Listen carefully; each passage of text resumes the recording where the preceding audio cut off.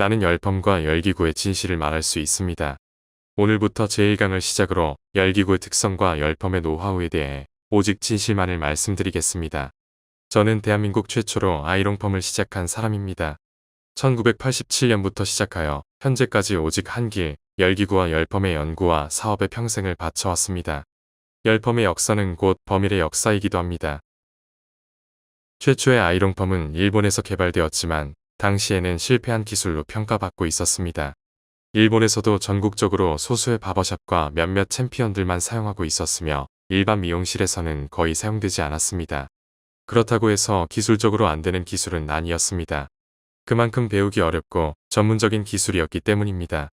한국에 처음 도입하여 시작했을 때 역시 많은 경쟁사들의 질투와 방해 등 수많은 시행착오와 시련 속에서 회사의 존폐 위기까지 겪었습니다. 하지만 저는 포기하지 않았습니다.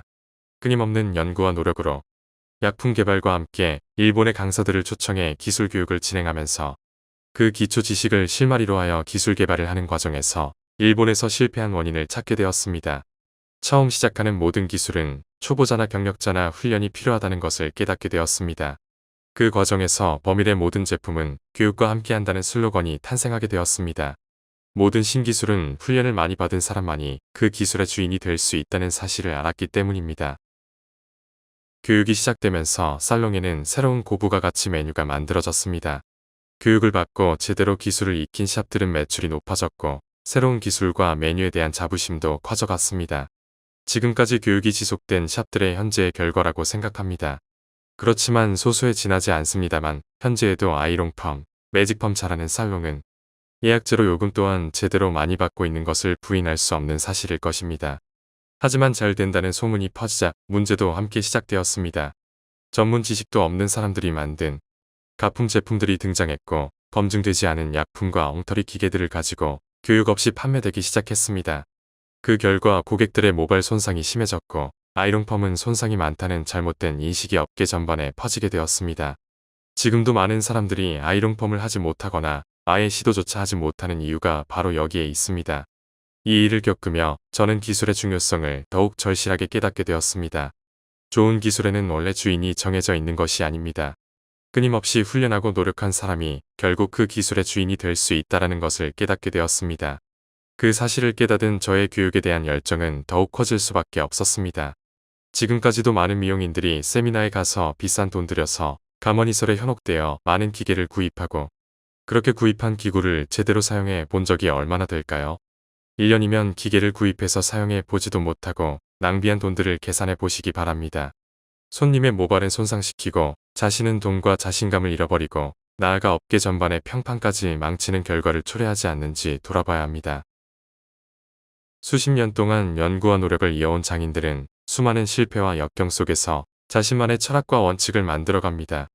저 역시 모발 손상 이론을 누구보다 깊이 이해하고 있었기에 절대로 변칙을 할 수 없었습니다. 적당히, 대충이라는 말은 결코 용납될 수 없었습니다. 그 원칙과 경영 철학 속에서 모든 열기구 제품 판매는 반드시 교육과 함께해야 한다는 원칙이 만들어졌습니다. 실제로 제대로 된 교육을 받아본 사람이라면 이 말의 의미를 분명히 이해할 수 있을 것이라 확신합니다. 어렵고 힘들게 배운 기술은 정당한 요금을 제대로 받을 수 있습니다. 하지만 가품 기구를 구입해 쉽게 시술만 따라하는 사람들은 대부분 저가 요금으로 고객을 유도합니다. 기술의 가치와 소중함을 모르기 때문입니다. 더 큰 문제는 기술에 대한 책임감과 모발 손상에 대한 책임 의식조차 부족하다는 점입니다. 단순한 가격 비교로 고객을 현혹시키며 결국 좋은 메뉴와 미용 산업 전체의 가치를 떨어뜨리고 있는 것이 문제인 것입니다. 남의 기구를 단순히 모방하는 사람들은 기구의 본질이나 이론을 이해하지 못합니다. 겉모양만 흉내낼 뿐 책임감과 철학이 없기 때문에 결국 오래가지 못합니다. 저는 좋은 시장을 망쳐놓고 사라져간 사람들도 많이 보아왔습니다.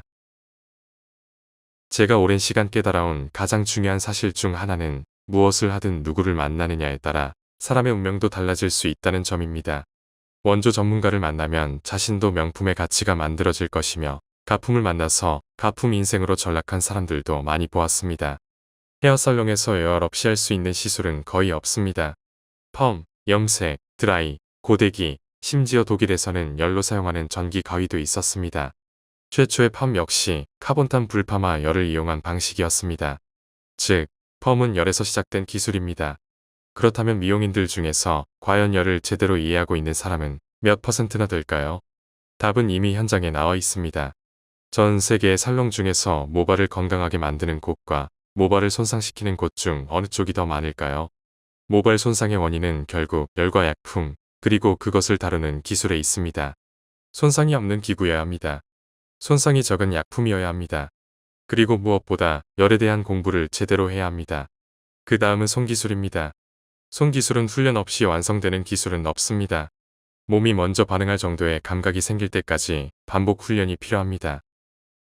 많은 사람들이 열을 잘 안다고 생각합니다. 하지만 그것은 오랜 시간 익숙하게 사용해왔다는 이유에서 생긴 고정관념일 뿐입니다. 10년, 20년 동안 매일 열을 사용해왔다고 해서 열을 제대로 이해하고 있는 것은 아닙니다. 예를 들어 커피 맛은 무엇으로 결정될까요? 바로 열을 사용하는 기술입니다. 열을 어떻게 다루느냐에 따라 산미와 고소한 맛이 달라집니다. 미용 기술 역시 마찬가지입니다. 열에 대해 제대로 공부하게 되면 그것은 단순한 기술 습득을 넘어 미용인으로서의 운명을 바꿀 수 있는 기회가 될 것이라 확신합니다. 계속해서 구독해 주시기 바랍니다. 다음 제2강에서는 건식열과 습식열, 곱슬 스트레이트 펌에 대해 설명드리겠습니다.